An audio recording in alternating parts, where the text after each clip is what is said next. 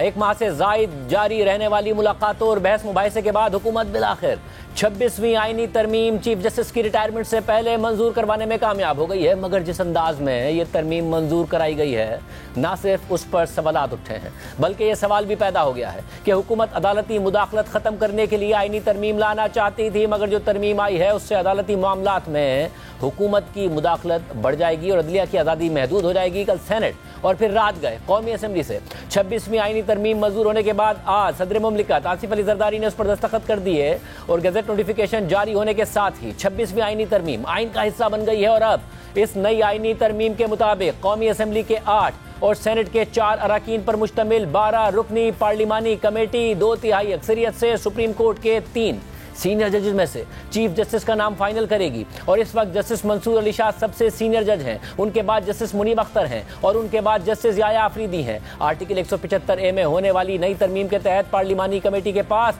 इस प्रोसेस को मुकम्मल करने के लिए अब सिर्फ कल रात 12 बजे तक का टाइम है। इसलिए पार्लिमानी कमेटी की तश्कील के लिए कौमी असम्बली और सेनेट से पार्लिमानी जमातों के नामजद करदा अराकीन के नाम सामने आ रहे हैं। आज कौमी असम्बली के सेक्रेटरी ने पार्लिमानी पार्टीज को खतूत लिखकर उनसे मुतनासिब नुमाइंदगी के हिसाब से कमेटी के लिए अपने अराकीन के नाम मांगे थे, जिनमें Noon League, Peoples Party, Sunni Ittehad council और MQM शामिल हैं। इसके अलावा स्पीकर कौमी असम्बली अयाज सादिक ने चेयरमैन सेनेट यूसुफ रज़ा गिलानी को भी खत लिखकर पार्लिमानी कमेटी के लिए 4 सेनेटर्स के नाम मांग लिए थे, जिसके बाद चेयरमैन सेनेट ने नून लीग, पीपल्स पार्टी, PTI और JUI से पार्लिमानी कमेटी के लिए नाम मांग लिए। और फिर अब से कुछ देर पहले खबर सामने आई कि चेयरमैन सेनेट ने 4 सेनेटर्स के नाम स्पीकर कौमी असम्बली को भिजवा दिए हैं, जिनमें नून लीग के आजम नज़ीर तारड़, पीपल्स पार्टी के फारूक एच नाइक, तहरीक इंसाफ के बैरिस्टर अली जफर और JUI के कामरान मुर्जा शामिल हैं। जबकि जराये के मुताबिक पीपल्स पार्टी ने कौमी असम्बली से राजा परवेज अशरफ और सैयद नवेद कमर के नाम दिए हैं। नून लीग ने कौमी असम्बली से ख्वाजा आसिफ हसन इकबाल और शाइस्ता परवेज के नाम भेजे हैं। MQM ने कौमी असम्बली से राना अंसार का नाम पार्लिमानी कमेटी के लिए भेजा है। और जराये के मुताबिक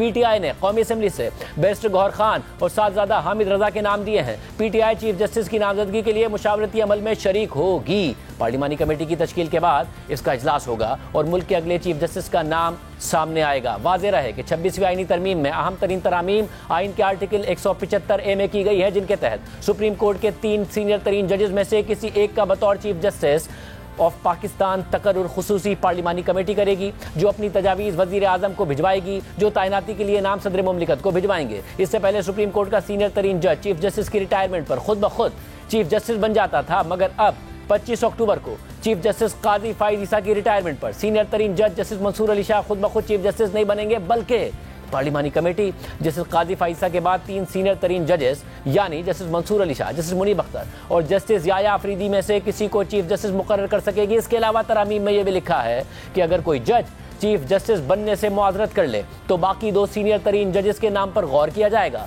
अगर इसके बाद नामजद होने वाला जज भी मुआज़रत कर ले तो फिर अगले सीनियर तरीन जज के नाम पर गौर किया जाएगा, यहाँ तक कि चीफ जस्टिस का तकर्रुर हो जाए। आइन के आर्टिकल 179 में भी तरमीम की गई है, जिसके तहत चीफ जस्टिस ऑफ पाकिस्तान अपने ओहदे पर ज़्यादा से ज़्यादा 3 साल तक रह सकेगा। और अगर इससे पहले ही 65 साल का हो गया या मुस्ताफ़ी हो गया या आइन के तहत बरतरफ कर दिया गया तो उसकी मुद्दत ख़त्म हो जाएगी। 3 साल की मुद्दत पूरी होने पर चीफ जस्टिस की उम्र 65 साल से कम भी हो तो वो रिटायर हो जाएगा। इसके अलावा आर्टिकल 175A में तरमीम के तहत चीफ जस्टिस की तैनाती के लिए खुसूसी पार्लिमानी कमेटी 12 अराकीन पर मुश्तमिल होगी, जिनमें 8 अराकीन कौमी असम्बली से और 4 सेनेट से लिए जाएंगे। अब ये मामलात हैं, इन कमेटियों के नाम सामने आ रहे हैं। कल 12 बजे तक तैनाती के हवाले से नाम देने हैं। हुकूमत इस वक्त तेजी से आगे बढ़ रही है। तहरीक इंसाफ एतराज़ कर रही है कि ये सब आइन के साथ खिलवाड़ हुआ है, मगर हुकूमत कह रही है कि मौलाना फजलुर रहमान और तहरीक इंसाफ के कहने पर हुआ है। जो कुछ हुआ है उन्हीं के मुसव्वदे पर अमल दरामद हुआ है। कल जो कुछ होता रहा, सुबह 5 बजे तक ये तरमीम हुई है